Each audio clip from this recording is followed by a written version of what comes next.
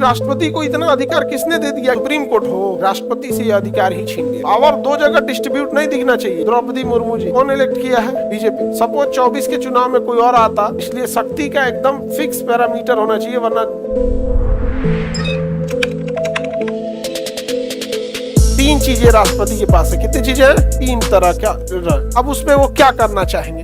Veto का मतलब होता है रोकेंगे या नहीं रोकेंगे। वीटो तीन तरह का वीटो कर सकते हैं। एक होता है अत्यंतकारी वीटो, निलंबकारी वीटो और जेबी वीटो। अत्यंतकारी वीटो, एब्सोल्यूट वीटो इसे कहते हैं। क्या कहेंगे? एब्सोल्यूट। एक होता है निलंबकारी वीटो। कौन सा वीटो? निलंबकारी वीटो, सस्पेंसिव वीटो। एक होता है जेबी वीटो या पॉकेट वीटो, इसे कहेंगे सस्पेंसिव, सस्पेंटिव। आइए एब्सोल्यूट वीटो। कितने तरह का वीटो है? तीन तरह का वीटो है। अगर कोई विधेयक उनके पास गया और वो नाराज हो गए कि ये इतना खराब विधेयक, इस जनता पे क्या प्रभाव पड़ेगा, लग ही नहीं रहा है कि लोकतंत्र में है, क्या करके लाया रे तुम लोग, फाड़ के फेंक देंगे विधेयक, उसी को क्या कहते हैं?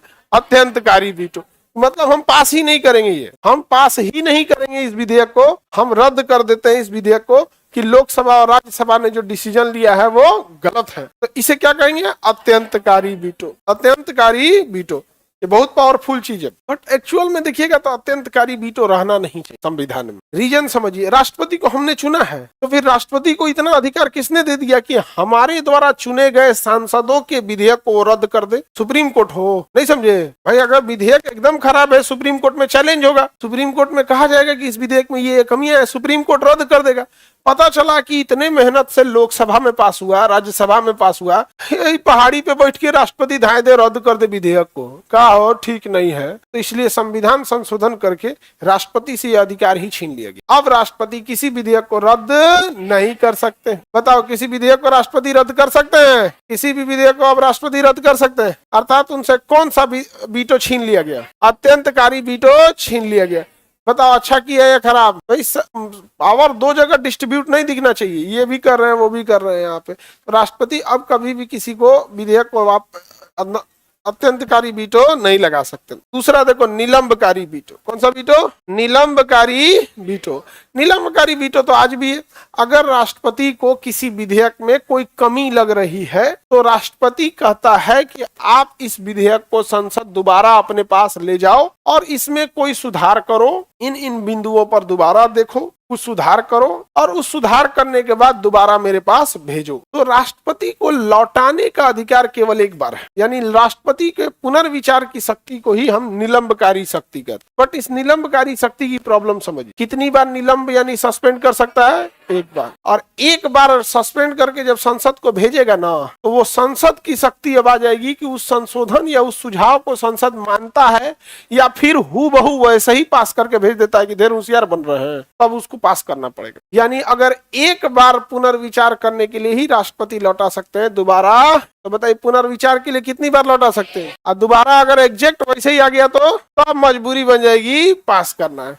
यानी ओवरऑल आप देख रहे हैं कि राष्ट्रपति के पास ज्यादा पावर छोड़ना नहीं है। सही कह रहा है, राष्ट्रपति के पास ज्यादा पावर छोड़िएगा तो दिक्कत हो जाएगा टेन्योर का। समझिए कैसे। अमूमन होता है कि जिसकी सरकार है वो अपने हिसाब से राष्ट्रपति का चुनाव जितवा देता है, और लेकिन जब वो चुनाव हारेगा तो सरकार तो दूसरी आ जाएगी, लेकिन राष्ट्रपति उसी के द्वारा चुना हुआ बैठा रहेगा। और इस कंडीशन में यदि राष्ट्रपति के पास ज्यादा पावर हो जाएगा तो सरकार और राष्ट्रपति में टकरार होने लगेगा। क्योंकि जब मनमोहन सिंह राष्ट्रपति बने थे, ये प्रधानमंत्री बने थे, तो उनके समय राष्ट्रपति बीजेपी द्वारा चुना हुआ अटल बिहारी वाजपेयी थे, लेकिन नहीं, बाद में टेन्योर खत्म हुआ तो फिर प्रतिभा पाटिल आए, प्रणब मुखर्जी, ये लोग आए। जैसे अभी देखिए ये द्रौपदी मुर्मू जी कौन इलेक्ट किया है? बीजेपी। सपोज 24 के चुनाव में कोई और आता तो उसको राष्ट्रपति किसके द्वारा मिला हुआ रहता है?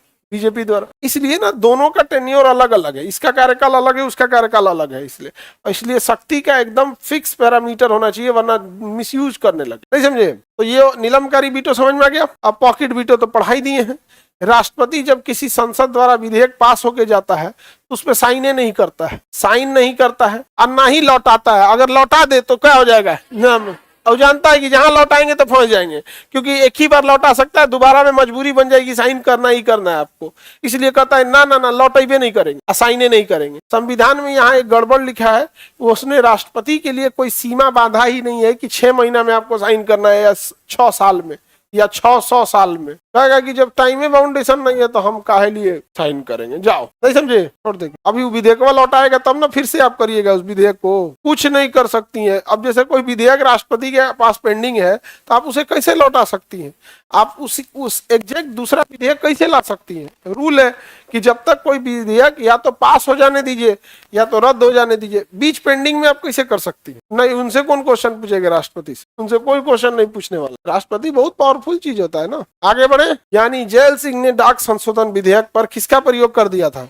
तो ये 3 तरह का वीटो समझ में आ गया। आर्टिकल 111, विधेयकों पर राष्ट्रपति की अनुमति। कितने तरह की अनुमति, 3, अत्यंतकारी वीटो, निलंबकारी वीटो और पॉकेट वीटो। कौन सा वीटो खत्म कर दिया गया है, अत्यंतकारी वीटो, समझ में आ गया। निलंबकारी वीटो में कितनी बार, 1 बार। और जेबी वीटो में तो खैर बातें छोड़ दीजिए, वहां पर यहाँ पे जेबी वीटो आपके पिताजी भी बहुत बार यूज करते होंगे, देखिएगा ना, कोई बात लेके जाइएगा ना हाँ कहेंगे ना कहेंगे, छोड़ देंगे। हाँ अच्छा हम देखते हैं, आप कोई बात कहिएगा ना कि ऐसा ऐसा है तो ठीक है हम थोड़ा सा देखते हैं, 2-4 बार ठीक है देखते हैं बोलेंगे तो आप लोग समझ जाएंगे अभी पारित होने वाला नहीं।